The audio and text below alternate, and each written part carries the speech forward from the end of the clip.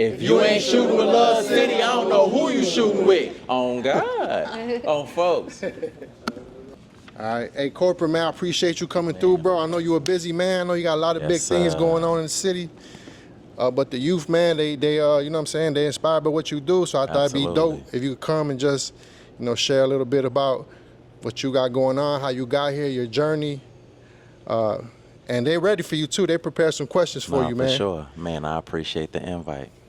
Who wanted to kick off the first question?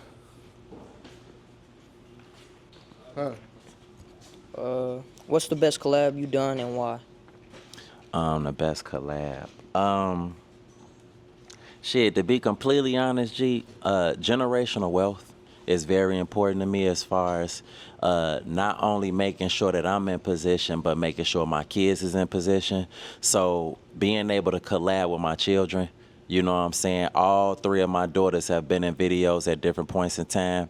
And Brazil, my oldest baby, like, me and her been working since she was 5. So it's just like, she's 15 now. And just to see how comfortable she is with being on the camera and being able to just deliver lines, retain the lines that's being taught to her and so on and so forth, is a blessing, G. Like, very similar to, like, however Kobe could have possibly felt when he was seeing Gigi dropping buckets, like, you know what I'm saying, type shit. Like, that shit raw as hell. So my best collabs is the ones with my children, for sure. All right. What's your long-term vision?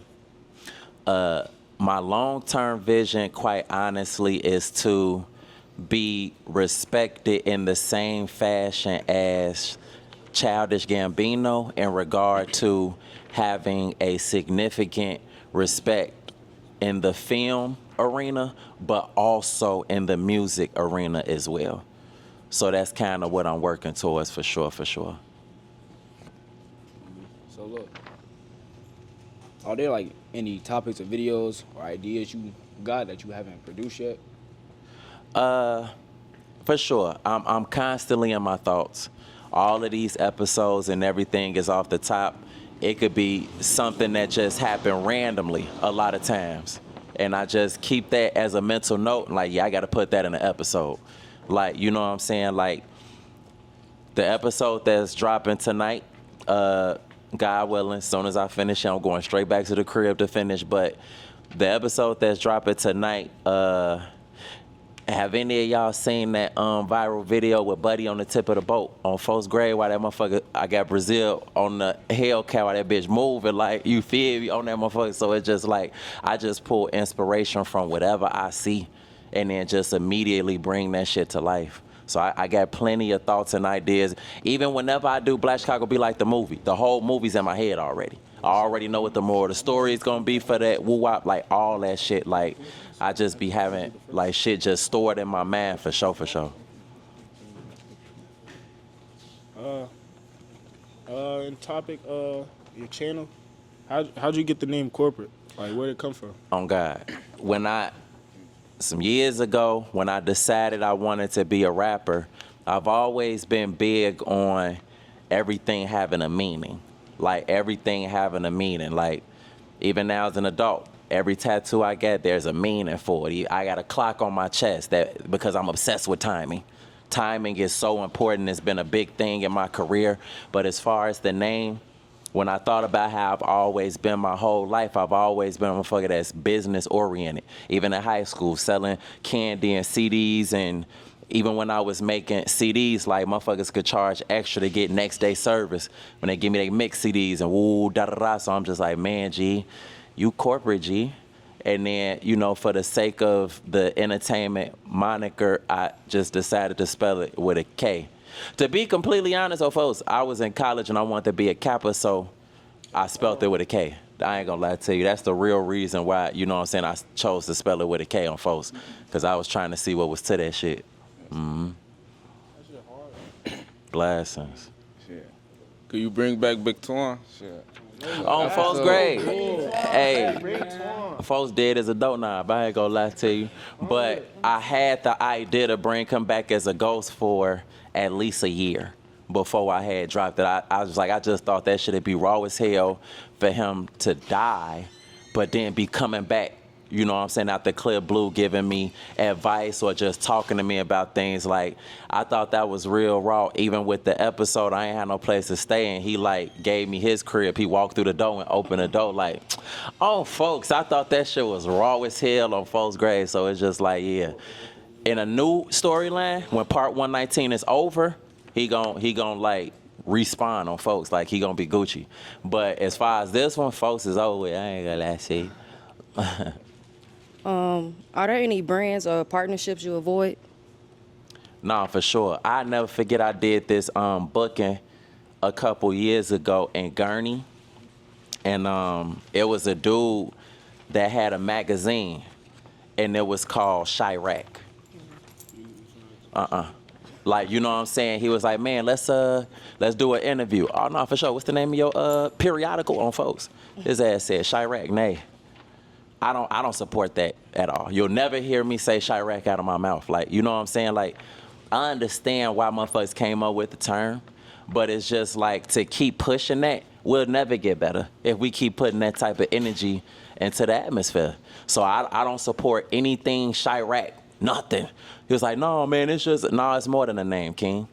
Like, you know what I'm saying? There's a lot of motherfuckers that died behind that terminology. And there's motherfuckers that's still dying. I could never. So even just saying the word kind of give me anxiety. I don't support that term in any form or fashion. So it's just like, if it's something that, you know what I'm saying, kind of go against what I stand for or what I believe in, it's over with. During COVID, motherfuckers, I had a lot of money thrown at me to encourage motherfuckers to get that vaccine. Nay, because all money ain't good money. Like, and they was tossing some money for that. At no point did I ever encourage that vaccine. So it's just, and then look what happened. Motherfuckers found out it was for nothing. There was no point in it in the first place. Like, you know what I'm saying? So it's just like, whatever I believe in, I stand on that shit on first grade. And I don't be trying to partake. But if I'm drawing on it, I need all that deposit. Fuck your time about y'all tweaking in this bitch. For sure. What is your usual filming and editing workflow like? Yeah, what's my usual? Filming and editing workflow like? Oh, workflow. Man, me and T Sims, we be out here in these motherfucking streets, G. I say, like, it could take us somewhere around 2 to 3 days total for us to get all the footage. Like, you know what I'm saying? And even then, that'd be stressful because it'd be a matter of securing, like, cast and locations as well. In certain scenes, if someone isn't available, the whole scene gotta be moved to another day, depending on what their role is. Or sometimes if someone isn't available, then at the last minute, we can replace them. T Sims usually good in the clutch for that. Like, you know what I'm saying, we're getting, you know what I'm saying, spares to come in. I remember we did that church scene, he casted that whole woo-wop. Like, when I need a lot of stand-ins, folks be on top of that. So it definitely takes a village to get that shit done. So after I collect the footage, I sit at home and edit. I say a max of 3 days. If I really like lock in and act a fool, I could probably get it edited and done in a day and a half. But I gotta really lock in. But ADHD be kind of kicking in. I just be sitting there and I get up, walk around, go fix a bowl of cereal or something like that. Woo. But for the most part, about, you know what I'm saying, 2 days, a max of 3, depending, because if it's a longer episode, it take longer for me to finish it. First, I put all the scenes in order according to the arrangement that's in my brain. While I'm doing that, I'll put like the text message bubbles and everything, whatever effects on the woo-wops, I'll color it as I put it in order as well. I know y'all probably be dealing with like the color wheels and shit. I be cheating on folks. I only adjust the exposure and the saturation and throw a LUT on that bitch and get the fuck on folks. But I color that shit, and then the last part is narrating all the way through. Once it's fully narrated, I put that background music on there, put my watermarks on there, and get ready to upload. What's one piece of advice you give someone trying to grow on YouTube in 2025? For sure. Consistency. Consistency is one of the biggest pieces of advice I can give, in addition to just focusing on the quality of the content and the consistency, because when you try to focus on the money part, you'll never get there. Like if you do what you're supposed to do with the content, the money gonna come. And also, whatever platform you're trying to conquer, whether it be YouTube or Instagram or whatever, G, study those community guidelines. Study those community guidelines, G, because if you steady going against the community guidelines, that is going to decrease your visibility. When you working on YouTube, YouTube is going to show favor to the videos that are monetizable, because those are the videos that they can make money off of, because the companies pay YouTube to place their ads in front of our content, and then YouTube pays us. So in order to be monetizable, you have to adhere to the community guidelines. So with you adhering to the community guidelines and becoming monetizable, then with a certain level of traffic coming to your content, that is what triggers the algorithm and sends an alert to YouTube that this is content that people are interested in, and that's what pushes you to the recommended tabs. This is why every episode hits an M. Like, you know what I'm saying? Any episode that haven't hit an M is only because in some form or fashion I didn't adhere to the community guidelines. I know within the last 30 episodes, I probably only have one episode that didn't hit an M, and it's like 850,000. But I was real mannish in that episode. I ain't gonna lie. I think I probably gave Shorty some top. She knocked me down like I was doing a little extra on folks. But adhere to those community guidelines, G, and you'll be all right. All right, my question is, when you lose motivation, like, what you do to get it back? Like discipline to bring it back? Well, what motivates me in general is my children. For some of y'all that may not have children, and it would be your loved ones, G. Like, just being able to take care and put them in position. Everything look good on the outside, G. Like, Cybertruck, Jay, designer, like, you know what I'm saying? But it took time to get there, G. And I done went broke quite a few times. Like, you know what I'm saying, as far as just not handling my money correctly, acting a fool in Louis Vuitton, like, you know what I'm saying, so on and so forth. But one thing I could say is that at no point did I, like, lose that energy for working. Because even when you fucked up, G, because we all fall short in some form of fashion, you have to work through the struggle. Because at the end of the day, G, it's your earning potential that's gonna put you back in effect. Whenever I've been fucked up, G, I was still dropping and getting to it. That's why, like, if I be fucked up, G, accounts on zero, folks. Next day, 10, 15,000. Because my earning potential is up, and that comes from somebody paying for something. Because to get in a Black Chicago Be Like video, it's 10K flat. It's 10K flat. I don't want to talk. I don't want to listen. Like, you know what I'm saying? So it's just like, even when I'm fucked up, like, I know that money coming soon. I just got to keep working through that shit. So yeah, my kids motivate me for real, and not wanting to go back to being broke on folks. Because that CTAG, I was riding that catch that ass. I was riding that, boy. I was on there when I ain't have it. I'm through the back. Y'all tweaking on folks' grade. Like, that's some real shit. So it's just like, now that I'm in a position to, you know what I'm saying, have some decent vessels to roll through the city with, you know what I'm saying, I don't want to go back to that shit. You got to be humble, G.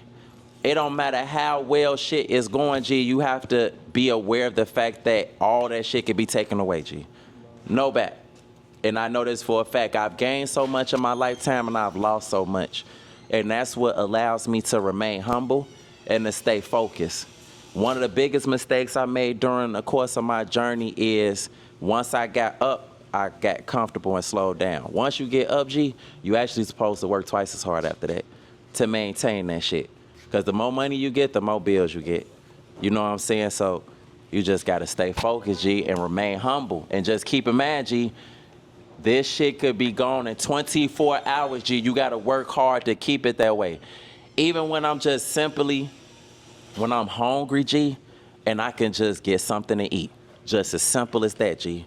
Sometimes I'll be eating my food and I just tear up because I know how it feels to not be able to eat, folks. Like, you hungry as hell and you can't do shit about it. It wasn't that long ago for me.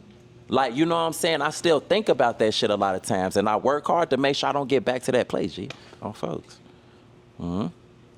Yeah, so you know how like everybody go through a certain like a certain breaking point when they trying to get to like the top or get to where they trying to go to, and they feel like, damn, ain't nothing going right, and you trying to stay focused on the right path.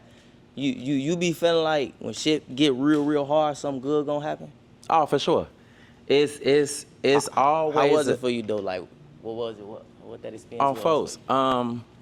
Man, it was just a period of time where it just, even when I first started the content, when I first did the first Chicago Be Like, I was driving for Uber at the time.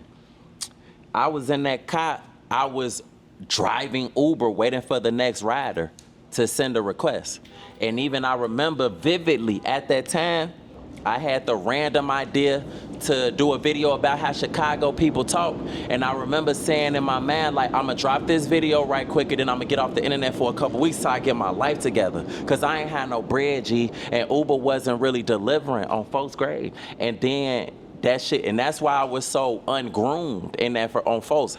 Hell was all over my face, G. I ain't have it for no haircut, gang, on folks. And then that shit went crazy. And I'm just like, damn, G.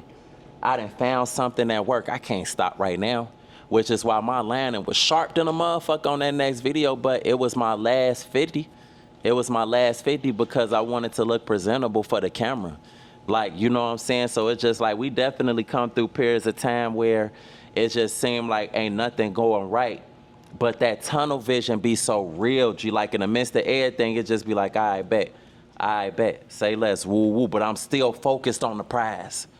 One of the biggest things I can say worked in my favor is being delusional. I have always been delusional in the door. I've had ideas and saw things for myself that would have been like, how the fuck is you gonna do that, G? How the fuck is you gonna do that? Like, you know what I'm saying? Like, even on folks, 2007, staying on 84th and May. When I was staying on 84th and May and I just had a air mattress, G, and a little ass TV and a microwave, no, a toaster on folks that didn't work, G. I would have never imagined that I would be in a position to be in a 12,000 square foot mansion. That's only shit that you see on TV, but I saw that shit for myself. Jay-Z said in a song, all I got is dreams, nobody else can see, nobody else believes, nobody else but me. Like, you know what I'm saying? I've had ideas for content early in where I tell motherfuckers an idea and they just be like, huh, oh, okay. Until I put the shit out and they get M's. Then they like, man, that shit funny as hell. Get your dumb ass out of here. You know what I'm saying? Like, I had to believe in that shit myself, G. So it's just like, in the midst of anything, G, you have to believe that whatever, like, goals that you have is achievable. Anything is possible. And there's no ceiling. Like, you can really keep growing. Like, I got what I got now, but now my next, like, delusional thought is that I'm going to have a Tyler Perry estate. Like, you know what I'm saying? Like, my shit 12,000 square feet, his shit might be 50,000 square feet. Like, it's some unreal shit. Like, motherfuckers need to call an Uber to go from the living room to the kitchen type shit. Like, you know what I'm saying? Like, on folks, like, I know that shit coming. I know it's for me. I'm going to get that shit. I'm gonna get that shit. Whatever ideas, whatever out the bam, like, you have to be in a bulletproof bubble. Can't nobody tell me that my thoughts aren't fucking golden. Everything I come up with is genius. You can't tell me that. Nobody ain't never been able to tell me nothing different, G. Like, you have to have the confidence and belief in your own shit in order for other people to have that same energy for your shit. I carry myself like I am him Hardaway. That is me, and I am respected as such. And you're going to come across haters that's going to act like they don't know what the fuck going on, and that's okay, because I let my work speak for me. I cannot be fucked with. In the arena that I am partaking in film, I can't be fucked with, G. Like, you know what I'm saying? But at the same time, I'm not a gatekeeper. It's not like I'm trying to stop other motherfuckers from getting that too, because it's enough room for everybody to get opportunity and get money. So any chance that I get, I'm gonna give out the sauce. I'm not just gonna, you gonna come across motherfuckers that's gonna want you to prepare their dinner for them and put the supper on their plate. Nay. But I tell you how to fish though. I tell you how to go get that shit. I'll let you know what's the best fishing rod to cast your line with. Like, you know what I'm saying? But it's just like, I don't know, G. That shit be deep as hell on 4th grade, but yeah. So how you go about like people not supporting you, like people that's just close to you, like how you like 100% okay. Because most of the time people, you will be like the people that's close to you won't even show your stuff, but people that don't know you will support you. So how you feel about No, that? for sure. I started out on Facebook. And originally, Facebook, on your Facebook page, you really only had friends and family. I was dropping for almost a year before I had some shit to go viral. And it took for strangers to support me. Then all of a sudden, everybody I know was just like, man, I always saw it for you. I always, motherfuckers I went to school with, because I graduated from Corliss. Motherfuckers I went to school with never said a word to me, G. Man, Trojan gang! Boy, you don't even use condoms talking about Trojan gang. Stop talking to me, G. Your ass is a fucking goofy on 1st grade. Like, you gonna have motherfuckers, you gonna have, and I just separate. T. Sands, anybody that know me tell you I change my number so fucking often, G. Like, you know what I'm saying? Because motherfuckers is gonna get weird. Like, you know what I'm saying? Motherfuckers gonna be feeling like what you have, they're entitled to. Even though you worked for that shit on your own, G. Like, it come with the territory. I don't even get upset, G. I just get the chopping shit. New number, I needed peace. On folks' grave, I ain't say that for no reason on folks. Like, it really be like that, G. You just gotta lock in. And even in the midst, I still show love, G. Because sometimes you have to show love from a distance. It's okay. Like, you know what I'm saying? You have to decrease the amount of power that people have over your happiness and over your spirit, because motherfuckers will put you into an early grave stressing and upset, trying to figure out this and trying to figure out that. Nah, G, that's why I'm so calm and blessings, woo, like I'm chill, G. I try to maintain and conserve my energy. I need my energy to be the best person that I could possibly be to put that work in, G. So I be chilling. I say blessings more than anything because the actuality of life, G, I got so much to be grateful for, G. Like even just telling y'all just being hungry and being able to eat. Or when my kids is hungry, I'm like, what you want to eat? And I can get it. Blessings. Being in a position to inspire motherfuckers. The fact that I'm coming here to speak and y'all even give 2 French fucks about what I'm saying. Blessings. It's so much to be grateful for, and I'm so blessed. Like, you know what I'm saying? I don't got time to be stressing about this and that and this. What Kendrick Lamar say? I cut my granny off if she don't see it how I see it. Like, you know what I'm saying? Like, that's just how I'm coming, G. On God, like I'm just in my bubble, mama lane. Anybody and everybody that love me, inside the bubble, and we gonna be alright. Everybody outside the bubble, be safe and stay dangerous. For real, G. Mm-hmm. Hey, so the more I'm hearing you talk, right, because obviously I know a lot about you, but it's a lot that I'm learning right now. Yes, sir. And I'm glad you saying a lot of stuff that you're saying, because you almost been repeating some things that I tell them. Yeah. As far as like, you know, we over here trying to become a legit film production company. Mm-hmm. And at the beginning, people was like, what the fuck are you talking about? You're gonna make movies. Yeah. So I tell them, I get excited when I get around other people that are just as crazy as me, mm-hmm. and that believe we can pull this shit off. Yeah. You know what I'm saying? Also, broke as hell, mm-hmm. driving for Uber. Oh, that was me. You know what I'm saying? Oh, God. Broke as fuck. And I always tell people, my son, Izzo, what you want? Do you even know what you want? You gotta see it. You gotta see what you want for yourself before you can like even step out there. And what I tell you, bro, I see what I want for myself. I can already see it, bro. We gonna have a big film production company. We gonna be cranking shit out when motherfuckers talk about the independent film scene in the city. I'm gonna be one of the people that they bring up. And like you said, there's room for everybody. I'm not gonna be the only one. But I want to be part of the group, you know what I'm saying? So I'm glad you're saying that, because this is what I preach all the time. I'm trying to inspire people, young people, to believe that they're capable of great things, right? Because the hardest part is getting them to believe this shit could be real. Yes. You know, I've been working with young people for like since I came home from the joint, and that was the most disappointing thing for me, was like nobody really had no goals. So I love that question. Whoever came up with that question, like, what's your long-term vision? Like, that's the type of shit y'all need to be asking yourself. Like, what's your long-term vision for you? And how do we get there? And let's go. Let's take that first step. We here. We here to support you. And however you need, try to provide some direction, and we trying to open up new lanes that y'all can feel. You know what I'm saying? So I'm grateful. This man was editing today. Like he said, he trying to drop an episode today. He wasn't trying to, like, you know what I'm saying? Like, he got his audience in waiting. But he's like, man, I'm going to pause. And I'm going to slide up there because I said I was. And I appreciate you. Because I always tell them, bro, do what you say you're going to do. Oh, God. You know what I'm saying? Like, if you say you're going to do it, it don't matter. You change your mind. You already told them you're going to do it, bro. Go do what you say you're going to do. Yeah. Because you'll be surprised how far that shit will take you. For sure. Again, when I came home from the joint, I didn't have shit, bro, nothing.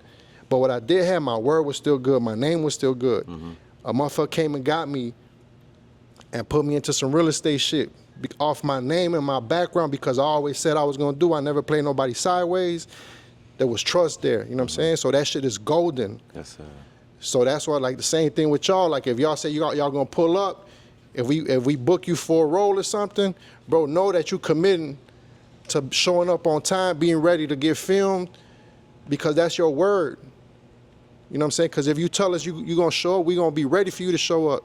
And if you don't show up, now it's like we got to put like a check mark next to your name. Like, all right, you can't always trust what this dude said. Let's not trust him with so much. So like, you killing your own blessing when you do that stuff like that.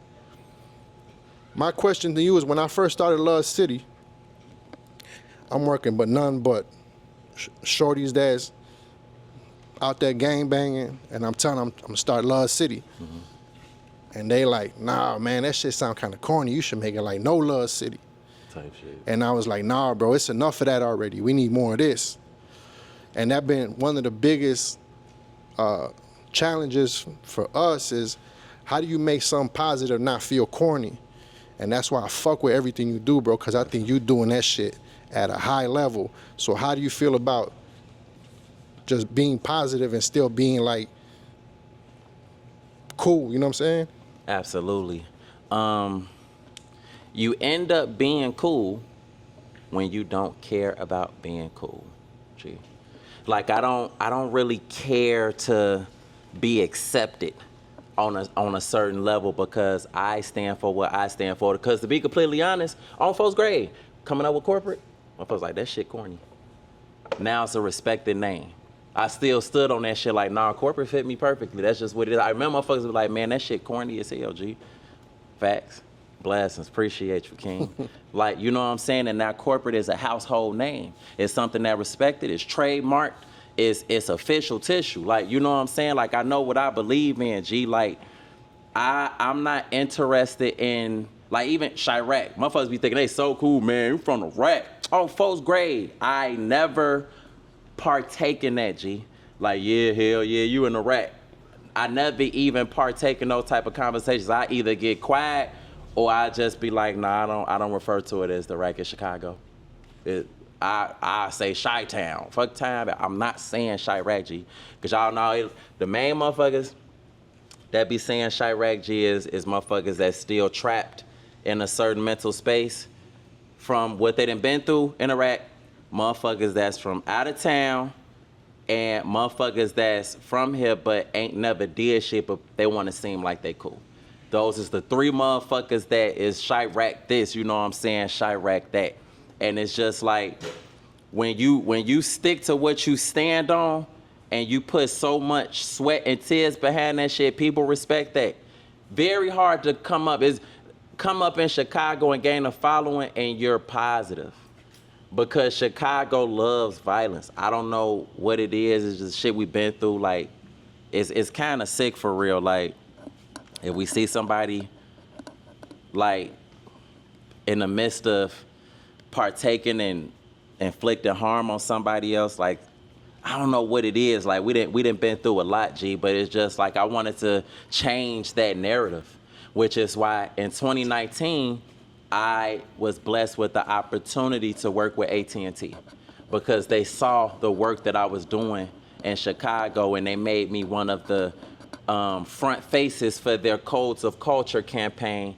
And they said, you know what I'm saying, that I'm working to change the stigma that's hovering over Chicago. It put me in a position. I did a commercial for AT&T. Me and Brazil, they let me fully direct the commercial. That was the crazy part. Like, they let me fully direct the commercial. When we was in the car, they brought out all of the shit. Like, you know, that's the first time I found out. A lot of times when you watch shows and shit and motherfuckers be driving, they not really driving, G. The car on the back of a flatbed on folks' grade. Like, they brought out everything. Whatever the fuck I said, they let me do that shit. And it also allowed me to give Brazil her first check. Like, you know what I'm saying? They gave me $40K and I was staying on 70th and Paxton. Like, you know what I'm saying? Like, and they cut Brazil a check for $1,500 on folks. She wasn't nothing like, G on folks. 2019, G, she was 9. Like, you know what I'm saying? Like, and that came from me just standing on what I believe in about positivity. Like, you know what I'm saying? And even then, like, y'all see the videos, like, motherfuckers be catching hats in them episodes. You know what I'm saying? But the way my brand is, G, like, motherfuckers respect it as just entertainment. I'm entertaining, but because at the end of the day, I'm never pushing for motherfuckers to be on a certain type of act, G. I'm showing motherfuckers how to make movies. I make movies. Like, I work hard to make it where everybody else that's doing what I do, they nowhere near close. So yeah, I'ma bust out the windows to $100,000 Hellcat. Yeah, I'ma do that. Homies jumping in the river on folks. We don't play, G. We do not play. Like, we get busy because your name is everything, G. And one thing I want to say, G, y'all is in a great situation with being in this program. The resources that y'all have access to, G, is what, like, large budget companies have. Oh, folks, my promo video that I did with Q50 and Vine, right here, over here in the corner. Like, you know what I'm saying? Utilizing the resources and equipment bro got. My 24-hour on God-a-thon would have never been possible without Luv City's assistance, G.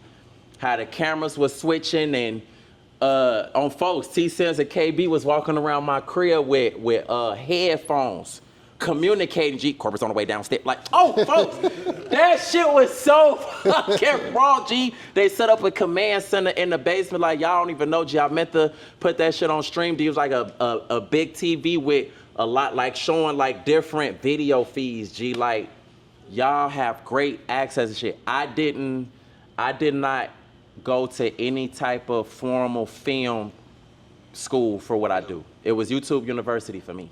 I learned everything off YouTube, and it's a lot of shit that I told TCG, it's some classes I need to come and sit in. Because y'all is being blessed with some real knowledge. That music video I seen y'all shot, that day you had me to come in, G, that's some high level shit. Oh, folks, you was in that shit on folks. Like, that's some high level shit y'all doing, G.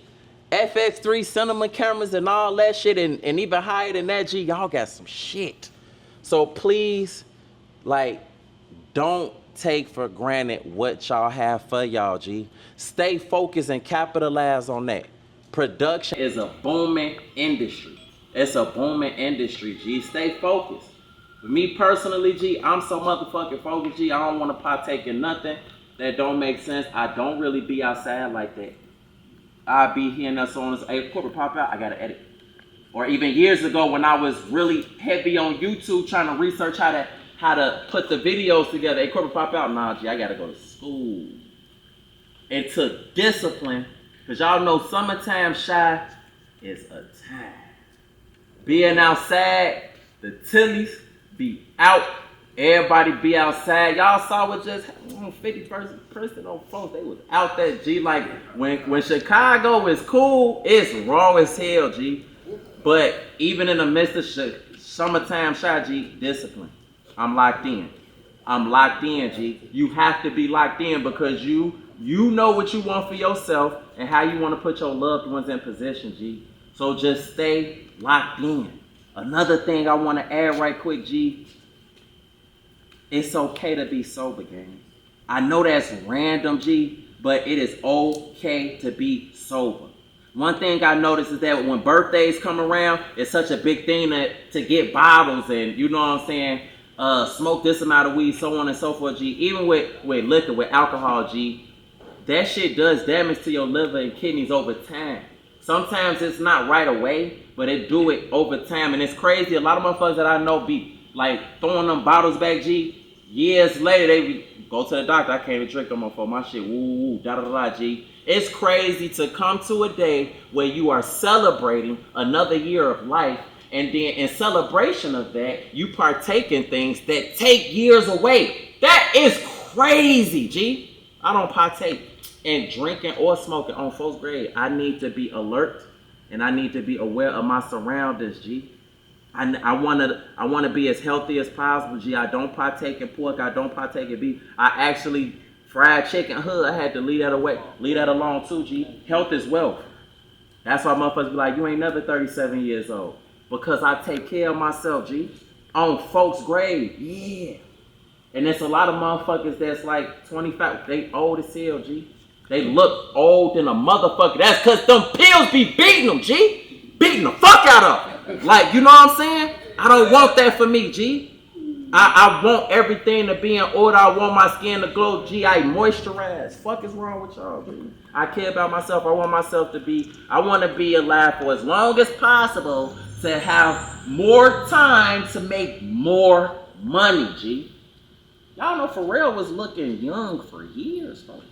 He probably looked about 40, 50 now, but he's really 100 damn now, boy. Take care of y'all selves, G, on folks. I ain't gonna lie. Yeah, all right, man. Well, again, bro, I appreciate you, man. Yeah, give him a round of applause, man.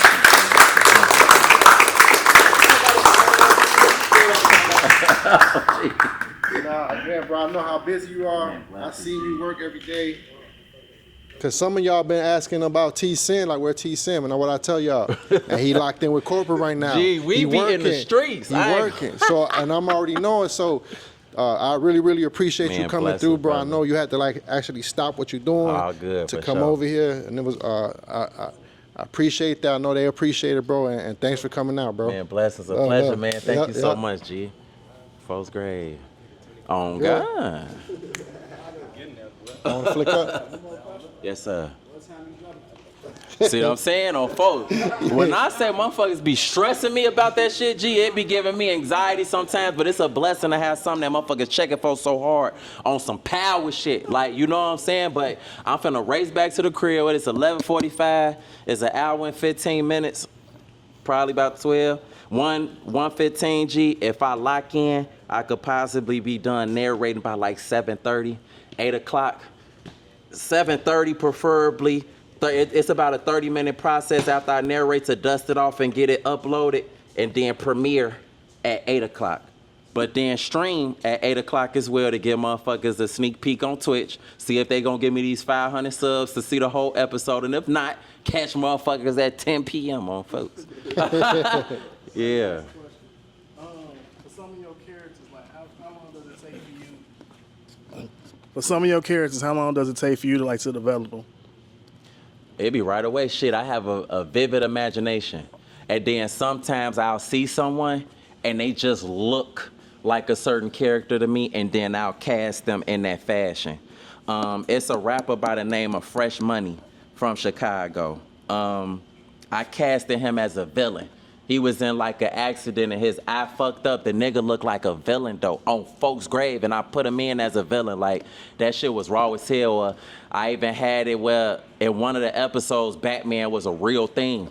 That's the first episode. Teasy jumped into the Chicago River on folks' grave. Like, I had folks dressed in a full Batman outfit. Teasy had went and snatched somebody's purse. And then I had folks like standing on top of the bridge on folks with the wind blowing like, come here, oh folks. So funny. He beat Teasy up. got the purse back, gave it back to Shorty, like, could I get your line? Oh, folks, that shit was so funny, G. Also, real shit, Joe. If you ever watched the episode or anything of mine and you thought the shit was funny, you can do the exact same thing because I just make what I think is funny. I think this shit is funny, so I'm gonna do it. So if you laugh at shit and you think shit is funny, you can just make shit that you think is funny.